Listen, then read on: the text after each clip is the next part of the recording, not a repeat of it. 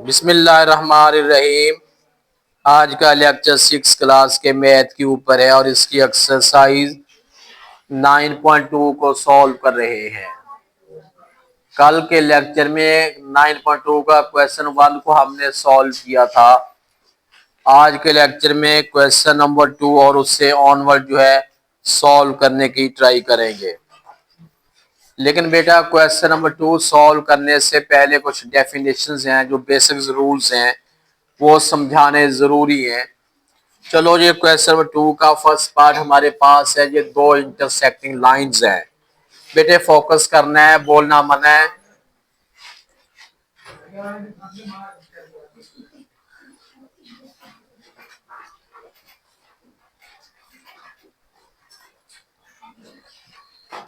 ये question number 2 है, find the unknown. ये लाइंस हैं क्योंकि दोनों साइड पे साइन ऑफ एरोज हैं।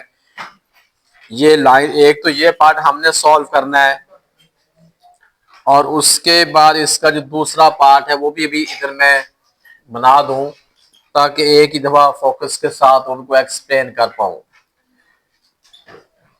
ये बेटा क्वेश्चन 2 का सेकंड पार्ट है। ये हमारे पास वैल्यू क्यू की है और ये वाली वैल्यू 120 है। उसके बाद ये एंगल पी है और ये वाला एंगल जो है ये आर है। अच्छी तरह इसको समझना है क्योंकि पेपर्स आ गए हैं तो कोई आपका मसला ना बन जाए। बेटा देखें, ये हमारे पास जो इंटरसेक्टिंग लाइन है, इंटरसेक्टिंग लाइन के सामने वाले एंगल जो होते हैं हम उसे वर्टिकल एंगल्स कहते हैं। जो ये एंगल है वही ये है। ये दो इंटरसेक्टिंग लाइंस है ना, एक दूसरे को काट रही हैं। उनके सामने वाले जो एंगल हैं हम उनको फेसिंग एंगल कहते हैं और एग्जैक्ट नेम उनका वर्टिकल एंगल्स हैं। जो ये एंगल है वही ये एंगल है। इसका मतलब है कि ए इज इक्वल टू 30 डिग्री। आगे आपने रीजन लिखनी है वर्टिकल एंगल्स। क्या लिखेंगे आप? इधर आपने लिखना है वर्टिकल एंगल्स। ये मैंने डेफिनेशन आपसे पूछ ली है कि वर्टिकल एंगल्स क्या होते हैं। The angles found the facing angle of intersecting lines are called है वर्टिकल एंगल। इंटरसेक्टिंग लाइन के सामने वाले जो एंगल होते हैं उसे क्या नेम देते हैं? वर्टिकल एंगल्स का नेम देते हैं। दूसरी बात, आप ए तो फाइंड कर ली, अब हमने बी फाइंड करना है। बी फाइंड करने के लिए अब हमारे पास ए और बी है।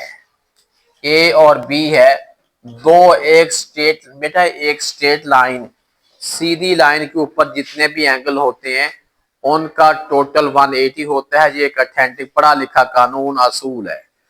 एक सीधी लाइन के ऊपर जितने भी एंगल होते हैं उनका टोटल 180 होता है। और अगर दो एंगल का सम 180 हो तो हम उसको नेम देते हैं सप्लीमेंट्री एंगल्स। अब ये एक स्ट्रेट लाइन, इसके ऊपर एक एंगल ये है, एक एंगल ये है, दोनों का जो टोटल है कितना है? 180 है। अब यहाँ पे ए की वैल्यू हमारे पास ऑलरेडी है, ए की रिप्लेसमेंट 30 कर दी है, तो फिर बी कितना बनेगा?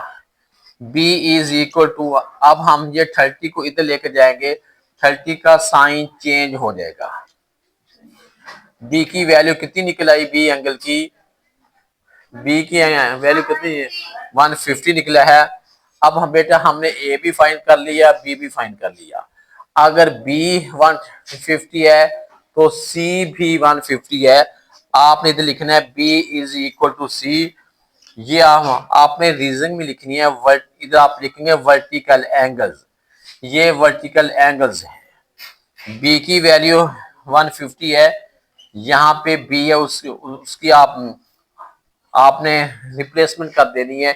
सी की वैल्यू भी 150 निकल आई है। अब लास्ट में जब आपने आंसर लिखना है A is equal to B is equal to C is equal to, A की वैल्यू 30 डिग्री, बी की वैल्यू जो है 150, सी की वैल्यू भी 150 डिग्री है। जो अननोन था वो हमने अननोन फाइंड कर लिया। भाई साथ वाले बच्चे का मुंह सीधा कर दो जरा, ये सेंटर वाला बच्चा। इसे बताओ कि मैथ का पीरियड है, मैथ इसको होश नहीं है कि बैठा किधर है। और ये दिमाग ठीक है ना आपका, बैठे किधर हो। मैथ को जब मैथ का पीरियड आता है इंतहाई तौर पे एक्टिव होकर मैथ को समझते हैं, मैथ समझ फिर आता है। और अगर दिमाग हाजिर ना हो, बैठे ना बैठे एक बराबर है, उसका कोई फायदा नहीं है। अब इस पे आ जाए बेटा, एक क्वेश्चन आपका सॉल्व हो गया है।